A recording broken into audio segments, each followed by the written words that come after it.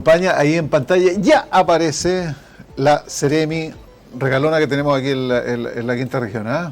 La Seremi de Justicia y Derechos Humanos. Así es. Bienvenida. Muchas gracias, Jorge, por tener otro contacto siempre importante para conversar de los temas que le interesa a la ciudadanía. Exactamente. Paula, espérate, voy a poner ahí tu GC inmediatamente para que nos identifiquemos. Paula Gutiérrez está, ¿eh? En pantalla ahí con su título ahí, perfecto. Oye, Paula, bueno, básicamente hablar, Adina, ¿de qué? O sea, estamos en un periodo bien especial, ¿ah? ¿Cómo ves tú? ¿Cuál es tu evaluación? ¿Cómo está el ambiente? ¿Cómo se palpa desde dentro? Sí, yo creo que el ambiente se crispa en la medida que ocupamos de repente recursos retóricos o queremos extremar nuestras posiciones enfatizando cuestiones que, si bien son válidas, olvidamos cuáles son los límites, los bordes, ¿no? De lo que hemos conversado en la interna y además que es un planteamiento incluso de convicción propia, es que los límites están radicados por el respeto restricto a los derechos humanos, y eso supone necesariamente que condenemos violaciones de derechos humanos, que fortalezcamos y cuidamos la democracia. Creo que hay dos principios bien básicos que son parte hoy día a ratos de la discusión, ¿no? Y ojalá fueran nuestros mínimos, nuestras bases para poder seguir conversando. Ya, y esto es de lado y lado, digamos, de repente está... Yo creo que exageraciones. Sí, yo creo que siempre alguien se puede envalentonar por querer hacer el punto político, ¿no? Y que podemos errar pensando no solo en lo que la ciudadanía espera de nosotras y nosotros, sino que también en lo que tenemos que trabajar, ¿no? Uh-huh. Para proyectar una sociedad tenemos que hablar de democracia, tenemos que hablar de respeto y respecto a los derechos humanos, y eso supone necesariamente que seamos capaces de entender que la democracia nos llama a tener pensamientos diversos. Uh-huh. Y en esa diversidad respetarnos. Respetar también los espacios. Hay cuestiones que de repente uno olvida, pero hay espacios en que los momentos deben ser muy cuidados respecto del impacto que eso puede generar en la otra persona, ¿no? Eso nos llama a ser mucho más cautas y cautos a lo que nos referimos o la forma en la que hacemos algún tipo de comentario. ¿Se puede complicar más el ambiente? Te lo pregunto, porque estamos una semana. Ya. Siempre se puede complicar más. Y por eso también es importante los llamados al respeto, a cuidar la forma en la que nos relacionamos, a comprender también que somos un país diverso, que interpretamos los hechos que ocurren en nuestra sociedad de manera distinta, que tenemos derecho también a tener esas diversas interpretaciones, pero que lo que importa es que tengamos claridad de cuáles son los límites en los que nos movemos, ¿no? Y democracia y derechos humanos son los límites, con el objeto de que seamos capaces también de construir una sociedad en el futuro. Hay cosas que no pueden volver a repetirse, y eso supone necesariamente que comprendamos como base esencial la democracia y el respeto y respecto a los derechos humanos. El gobierno busca, ¿no es cierto?, una declaración conjunta, ¿eh? de todos los partidos políticos, qué sé yo, de todo un país que entiende que ha pasado mucho, ha corrido mucha agua, ¿no es cierto?, y tenemos que dar no vuelta a la página porque hay muchos temas pendientes que ya los vamos a conversar, ¿no es cierto?, pero mirar hacia adelante, digamos, en definitiva. Chile Vamos acaba de hacer también algunas declaraciones que está pidiendo que se ajuste el tono de la conversa, digamos, para evaluar y dependiendo de... ¿Qué ruido te hace eso? Sí, yo creo que es legítimo que podamos tener estas conversaciones y que desde el gobierno, además, el propio presidente impulse una declaración con esta fortaleza. Yo he enfatizado en estos 5 minutos, dos fortalezas que nuestra sociedad tiene que mantener para poder proyectarse. Es imposible generar una sociedad que se proyecte sin sanar ciertas heridas, sin comprender que hubo límites que se transgredieron, ¿no?, en términos institucionales, de ruptura con un golpe de Estado cívico-militar, y eso supone necesariamente que comprendamos ese rasgo, ese hecho como un límite, para que comprendamos también una sociedad que se proyecta en el futuro. Yo creo que hay cuestiones que van a seguir conversándose, y la definición que cada sujeto o sujeta de derecho va proyectando en el camino, ¿no? Cómo entiende la historia. Probablemente no vamos a llegar nunca a una interpretación única, pero sí, insisto, en que estos bordes son los que nos permitan proyectar nuestra sociedad. Yo creo que todos queremos proyectarla, pero para hablar de futuro, para hablar de presente, tenemos que también comprender que hay un sinfín de personas que ya no están, no por azar, sino que por una determinación del Estado de violar derechos humanos. Y ahí es donde hay un llamado también a encontrarnos, ¿no?, de condena. ¿Confía en que va a haber una declaración conjunta entonces? Yo confío en que seamos capaces de tener altura de mira y proyectar una sociedad de diversidad.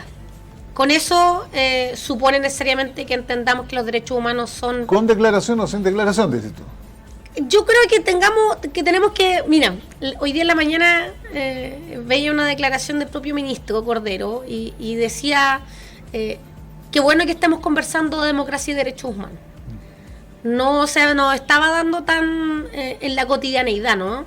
Idealmente tenemos que llegar a una declaración, pero las declaraciones no pueden ser obligadas. Son cuestiones que son voluntariosas y por tanto suponen necesariamente que entremos en un acuerdo, ¿no? Sí. Ojalá que lleguemos a ese acuerdo, porque Paula, la sociedad también espera eso de nosotros, ¿no? Paula, y ahora con respecto a lo que ha señalado también ahí el ministro de Justicia, Luis Cordero, en el sentido de Punta Peuco, ¿no es cierto? Dijo que, a ver, eso de abrirlo, digamos, para cualquier tipo de reo, digamos, puede suceder en cualquier penal. ¿Se ha visto, se ha estudiado? ¿Hay alguna posibilidad que sea aquí en la Quinta Región? ¿Un tema de eso, que haya un trasvasije, digamos? Lo que pasa es que esas son medidas que Gendarmería toma todos los días. No. Yo voy a dar un ejemplo. Cuando nosotros hemos tenido que someter algún tipo de arreglo uno de los módulos del complejo penitenciario de Valparaíso, lo que hemos tenido que hacer es sacar a las personas que están internas, las personas privadas de libertad de ese módulo, y hemos tenido que trasladarlas a otro módulo o a otra unidad penal dentro de la región, e incluso, dependiendo de las circunstancias, también hemos tenido que trasladarla a otras regiones, ¿no? Entonces, eso que dice el ministro es correcto, en torno a que eso pasa todos los días en Gendarmería cuando tomamos ese tipo de medidas. Claro. Eso puede llegar a ocurrir, la readecuación y de reacondicionamiento dependiendo de la cantidad de internos que tenemos. Ojo que el nivel de personas privadas de libertad ha ido aumentando de manera exponencial, y eso también ha generado que tengamos que readecuar ciertos espacios para que estén en mejores condiciones, o sea, mínimas de habitabilidad, que permita también un control por parte de Gendarmería de los espacios. Ya, no se llega a un límite de capacidad carcelaria, y si llega a ese límite, ¿qué se hace? Lo ha dicho el ministro y el subsecretario en varias ocasiones. Estamos nosotros al borde del límite. El límite... ¿Qué pasa aquí en la Quinta Región? ¿Estamos en el límite? Estamos en el borde del límite. Estamos en el borde, no somos el reflejo en muchos casos de lo que pasa a nivel nacional, porque supone necesariamente que estemos mirando la cantidad de personas privadas de libertad, ya sea por prisión preventiva, ya sea por condenas. ¿Ya? Son ambas características. ¿Hay mucha gente por prisión preventiva? ¿Cuánto más o menos, digamos, ahí hay un... Bordea la mitad. Nosotros hoy día bordeamos las 5.000 personas privadas de libertad en la región, ¿ya? Y la mitad llega a ser de prisión preventiva. Que puede durar muchísimo. Claro, es que eso depende de los tribunales, y ahí es donde de repente tenemos que tener mejores coordinaciones.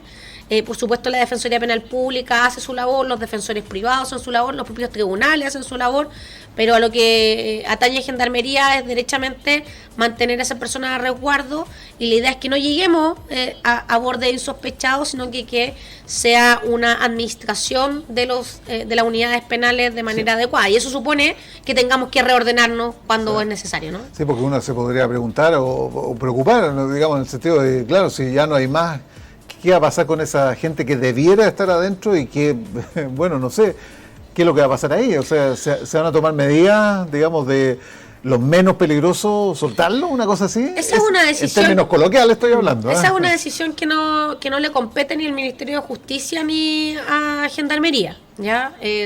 Voy a dar un ejemplo, cuando hubo pandemia, fue el propio Congreso Nacional el que dictó una ley de indulto general respecto de un grupo de personas que cumplía ciertas condiciones y que, para que no se contagiara de COVID, necesitaban que esas personas cumplieran sus condenas en la casa, ¿ya? Esa fue una discusión abierta al debate político que se da en el Congreso, y por tanto una medida así de general no le corresponde a al Poder Ejecutivo, sino más bien a lo que se pueda discutir en el Congreso. Y en lo demás, lo que hace el Ministerio de Justicia y Derechos Humanos junto con Gendarmería, por supuesto, es vislumbrar dónde podemos crecer. Y ya se ha anunciado hace un par de semanas por parte del subsecretario que hay algunas unidades penales, particularmente en el sur, ninguna que esté en nuestra región, que supone algún tipo de crecimiento de plazas que permitan el traslado de internos que cumplan condena en esas regiones y que por supuesto puedan cumplir también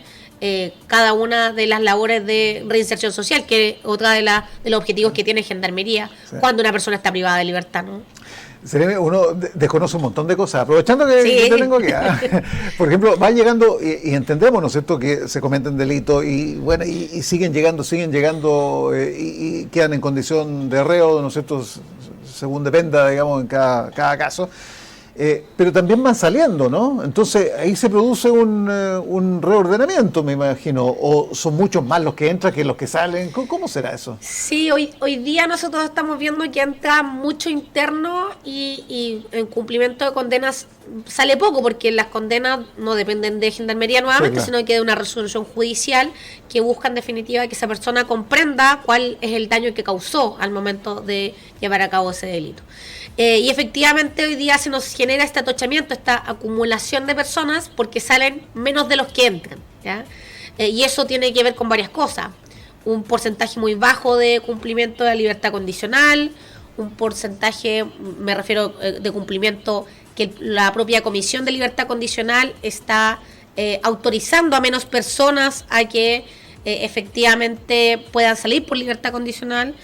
También una mirada respecto de el tipo de condenas que se está cumpliendo. A veces son condenas que suponen un alto número de meses o de años que tienen que cumplir y por tanto es más difícil que las personas salgan efectivamente de la cárcel o de la unidad penal sin que haya pasado efectivamente el tiempo que le ordenó el tribunal. Entonces, depende de varias cosas, no es un puro factor, y eso también es la mirada que como Estado tenemos que tener. ¿Cómo es que hacemos que además esas personas el día de mañana no vuelvan al mismo lugar? Sí. Y ese es un trabajo de todas y todos. Un desafío ahí, país. Oye, antes de seguir, vamos inmediatamente con Gonzalo Gallardo, que para variar, Gonzalo, adivina lo que está sucediendo. Lo estábamos dejando y se nos estaba quedando ahí en el tintero nuestro amigo, que desde el departamento de prensa nos pone al día también de la información. Gonzalo, estoy contigo.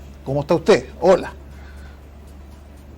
¿Cómo estás, Jorge? Gusto de saludarte. Sí, estamos preparando lo que va a ser la revisión de informaciones en Infonoticia Central, en UCB Radio, en un ratito más. Hubo una actividad durante esta jornada, ya comenzando con las conmemoraciones por los 50 años del golpe de Estado. Esto ocurrió en el memorial de las víctimas de los derechos humanos, ubicado ahí en la avenida Brasil. Es un de familiares de desaparecidos que realizaron una conmemoración, un acto bien bastante sencillo, pero donde reiteraron también la necesidad de que haya verdad y justicia, además de reconstruir Recordemos que el presidente Gabriel Boric entregó declaraciones de lanzado en torno al plan de búsqueda de personas, que va a ser una de las prioridades también en el marco de la conmemoración de los 50 años, explicaciones, ¿no?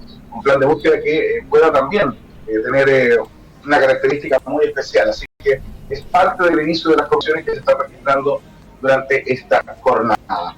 En materias nacionales, también ya se está con la investigación en torno a lo ocurrido en la región de Valparaíso, específicamente en los respecto a este individuo, mejor dicho. Espérate, te quedaste pegado ahí, Gonzalo, y te estamos escuchando mal, ¿eh? Te estamos escuchando mal. Sí. A ver si recuperamos el contacto, ¿no es cierto?, la señal con el departamento de prensa, y no lo tenemos físicamente aquí al lado, ¿no es cierto? Por eso que tenemos ahí esa complicación. Sí, a ver si estamos mejor ahí, Gonzalo. Te estábamos escuchando mal, ¿eh? No. Dejémoslo pendiente, amigo, ¿eh? Porque estamos ahí con complicación. Yo no sé si te sacaste el mano libre o algo así. Por ahí va la cosa, ¿eh? No, tengo pues. Sí, se te queda pegado ahí la señal. Espérame, tratemos de recuperar. Sereme, vuelvo aquí. Paula siempre le pongo el Paula Gutiérrez, CRM de Justicia y Derechos Humanos aquí en Valparaíso. Vamos al tema de esta reparación, de este trabajo, ¿no es cierto?, que se comienza a gestionar, a realizar. Seremi, ¿cómo va? ¿En qué etapa va? Fue presentado el plan, digamos, el plan nacional. ¿Qué se espera? ¿Qué se espera de todo esto? Sí. ¿Casos en concreto, resoluciones en concreta, soluciones en concreta? Sí, hay una alta expectativa respecto al Plan Nacional de Búsqueda, Verdad y Justicia que él ha lanzado el presidente Gabriel Boric junto al ministro Cordero el 30 de agosto recién pasado, que busca en definitiva esclarecer el destino de las personas que fueron hechas desaparecer por la dictadura cívico-militar entre 1973 y 1990. Y una de las características que tiene este plan es que lo llevamos a cabo en un proceso participativo. Y eso suena medio extraño, ¿no? De cómo se hace un proceso participativo de una etapa tan dolorosa. Bueno, en junio del 2022 el presidente Gabriel Boric nos encomendó conversar con las agrupaciones, con los sitios de memoria, con familiares, que pudiésemos aprender de sus experiencias, porque hasta ahora la búsqueda había sido judicial.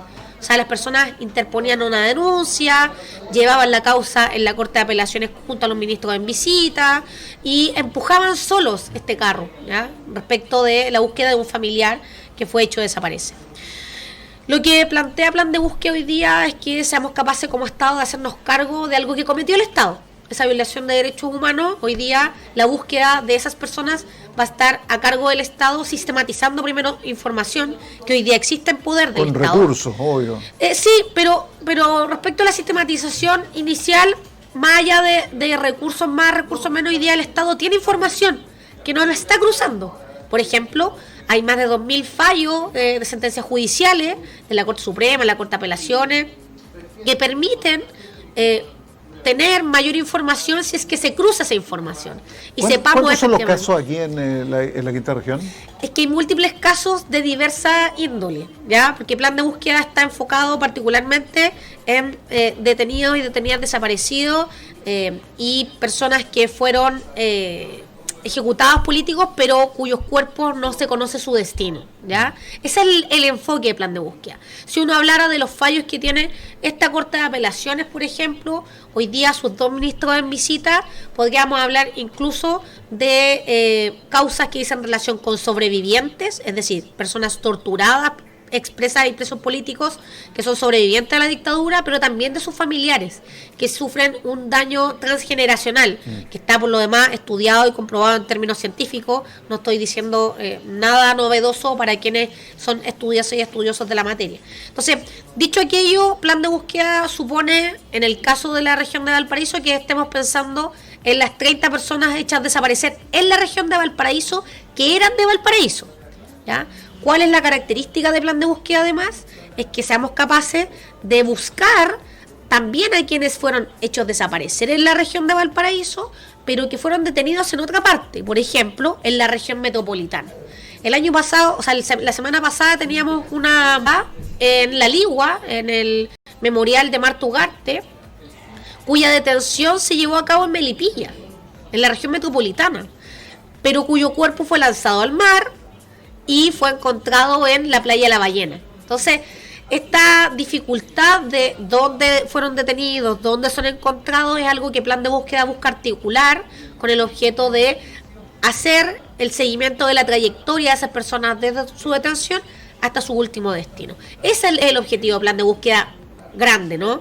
Hay un segundo objetivo que busca, por supuesto, garantizar información a los familiares, porque el sistema penal antiguo donde se tramitan estas causas no es amigable, ¿ya? Es más bien oculto, porque está hecho así desde su dictación en términos legales, y lo que busca es que los familiares tengan información, pero también la sociedad. El quiebre de violaciones de derechos humanos supone también que la sociedad ha sido quebrantada, ¿no? Y tenemos estas discusiones si tenemos que respetar los derechos humanos. Esa discusión se produce porque tuvimos un quiebre institucional el 11 de septiembre de 1973 y supone necesariamente que seamos capaces también de trabajar sobre esa materia y tengamos información a disposición. ¿Cuántos son? ¿Quiénes son? ¿Por qué ocurrió esto? ¿Y dónde estuvieron? Y lo tercero, que busca esta reparación integral, que no es solo pensando en las familias de las víctimas, sino también en la sociedad nuevamente. Familias de las víctimas, podríamos hablar de la reparación integral, donde se tiene que fortalecer propiamente el PRAIS, que es el programa de reparación de atención integral en salud, pero también hay una mirada más bien educacional, ¿no? De cómo no repetimos estos hechos, y eso supone necesariamente que hablemos de que hubo violaciones de derechos humanos de manera sistemática, que hubo una ruptura democrática y por tanto que fortalezcamos los espacios en que la diversidad es un atributo que fortalecemos día a día, que es un atributo que nos enriquece y que nos fortalece como sociedad. Ahí el objetivo que tiene el plan de búsqueda en su conjunto, ¿no? No es solo buscar, sino que también cómo aprendemos mirando el futuro. Paula, ¿hay alguna expectativa? ¿Cuáles son estas expectativas? Porque a lo mejor puede la sociedad, ¿no es cierto?, la familia, tener todas las ansias obvias, naturales, que se entienden, pero también hay una posibilidad real, concreta, ¿no es cierto?, de llegar a determinar toda la trazabilidad, llamémoslo de esa manera, ¿no es cierto? ¿Qué ocurre ahí? La expectativa versus la realidad, ese es el punto. Sí, la expectativa ha sido una conversación que hemos tenido con las agrupaciones y sus familiares. La verdad es que entendemos que el Estado durante 50 años no ayudó a buscar, ¿ya? Sino más bien hizo esta búsqueda empujada por familiares en tribunales.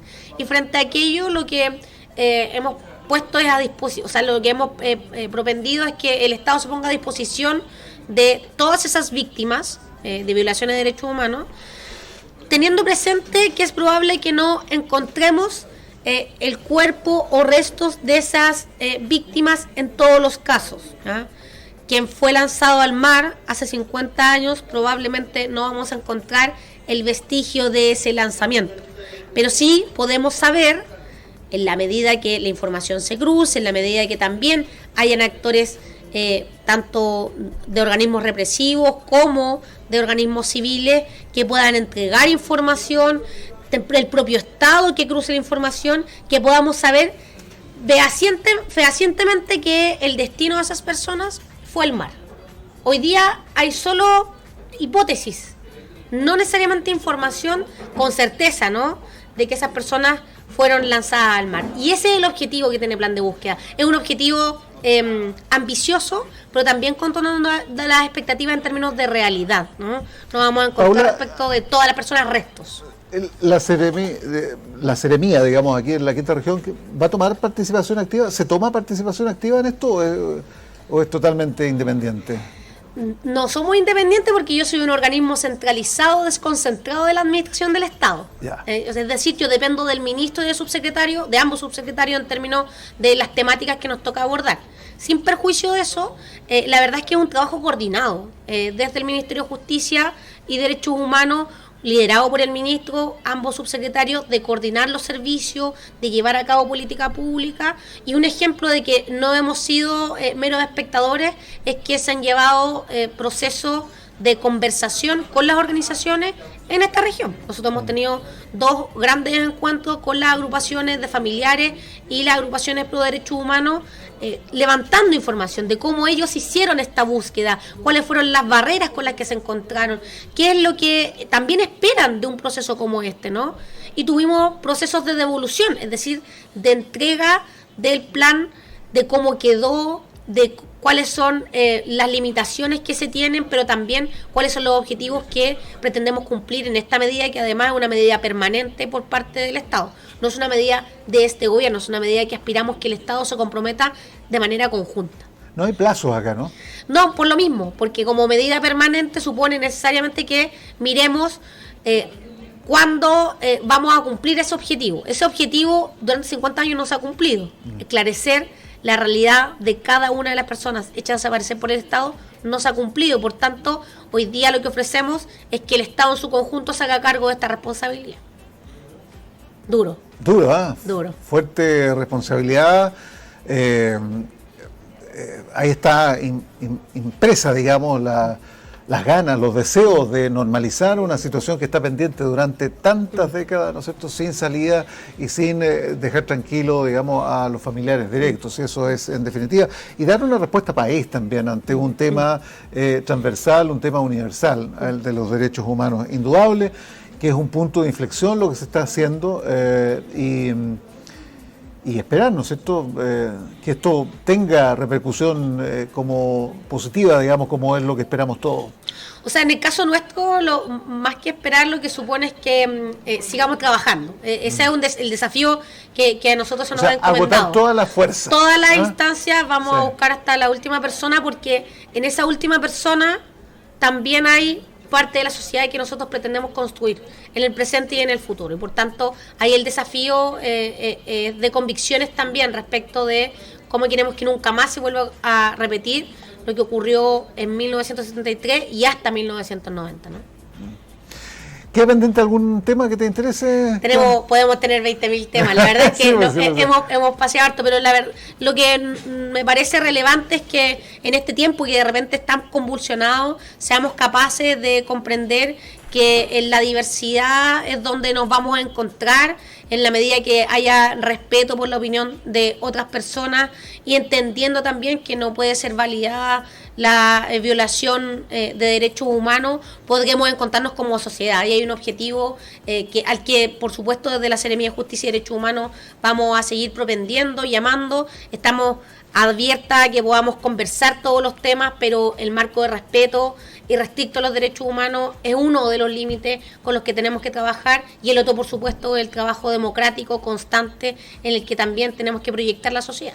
Sí. Bueno, grandes desafíos para una etapa que esperemos sea muy auspiciosa, digamos, en términos país, para lo que se viene acercando, que son los 50 próximos años. Sí, esperamos que en esos 50 próximos años no tengamos que recordar nuevamente que hubo violaciones de derechos humanos, sino que hay un reconocimiento generalizado de que eso es algo que no puede volver a ocurrir. Y yo creo que ahí habremos avanzado como sociedad, ¿no? El desafío propio que esperamos todas y todos. ¿Pero tú crees que hay dudas a esta altura? Porque yo creo que la ciudadanía del país ya está empapada en esto hace bastante rato, ¿eh? Yo creo que algunas afirmaciones que demuestran que no están así, que hay gente que ha validado, que hay gente que sigue no reconociendo. Siempre van a haber excepciones, ¿ah? Sí, por supuesto, pero el trabajo conjunto nuestro como sociedad, y aquí lo hablo desde el propio cargo, pero también desde lo que uno aspira como ciudadanía, es a que tengamos efectivamente un consenso, y ese consenso supone cosas básicas. Paula Gutiérrez, un gusto, como siempre. Muchas gracias, Jorge. Nos estamos viendo. He venido 2 veces seguidas porque estoy comprometiendo. Jorge se ríe, pero uno cumple los compromisos, y eso ha sido parte también de los objetivos que nos hemos planteado. Es verdad, porque la vez que salimos por... Sí, salió muy mal eso, muy mal. Salimos muy mal. Ya, que esté muy bien, muchas gracias. Ok. Gracias ahí a la Seremi de Justicia, Derechos Humanos, aquí en nuestra quinta región, Paula Gutiérrez. Vamos a la pausa, estamos de vuelta justito a la 1:30. Ya vuelve el Punto Online.